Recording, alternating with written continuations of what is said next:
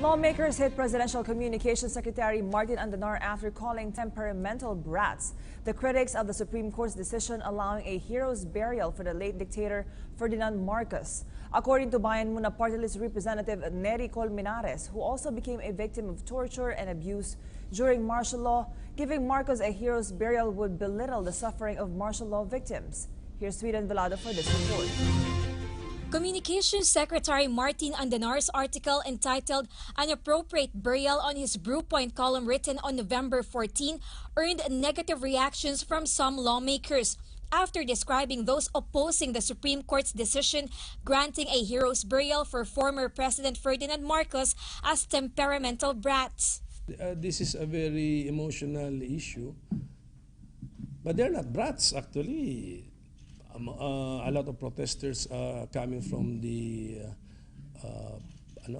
poorer segments of society. They can never be called brats. These are actually principled positions, principled stand.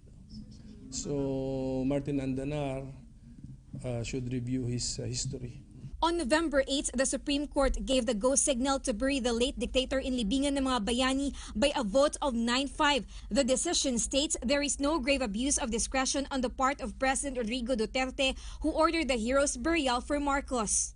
As far as the right or the privilege to be buried sa libingan ng mga bayani,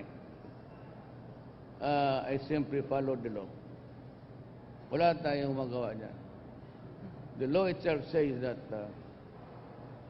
he fits the completion to a T. He was a president and he was a soldier. I am limited to that issue. And on both counts, I would say yes. Bayan Muna Party List Representative Nery Colmenares is one of the thousands of victims of torture and abuse during martial law. I was 18 years old nung naging chairman ako ng Student Catholic Action ng Visayas. At ang demands lang naman namin noon, ibalik ang Student Council at Student Papers na banned nung panahon ng martial law. Napaka-innocuous naman na demand yan. Pero hinuli ako, tinorture ako, at kinulong ako ng 4 na taon. Bugbog sarado ka. No? Lalagyan kanila ng bala ng M16 dito sa mga daliri mo, tapos ipipress ka, o yung sakit-sakit nun, lagyan mo nga lang ng ballpen to, masakit na eh. Paso ng sigarilyo, meron silang kuryente dito sa aking nape. Colmenares said giving a hero's burial for Marcos simply means forgetting the suffering, pain, and human rights violations that martial law survivors like him experienced under Marcos' regime. Meanwhile, Secretary Andanar has already apologized and clarified the position he has taken in his article. Andanar said he used the term temperamental brats to express frustration against those who seek to further divide the country for reasons that have nothing to do with genuine patriotism and civic duty. Andanar emphasized it was never his intention to trivialize or belittle the struggles of victims of martial law and those who oppose former President Marcos.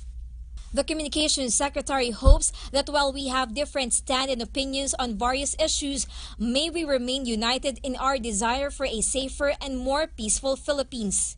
According to Colmenares, reconciliation will only be achieved once the Marcoses finally acknowledge their mistakes and return their alleged ill-gotten wealth.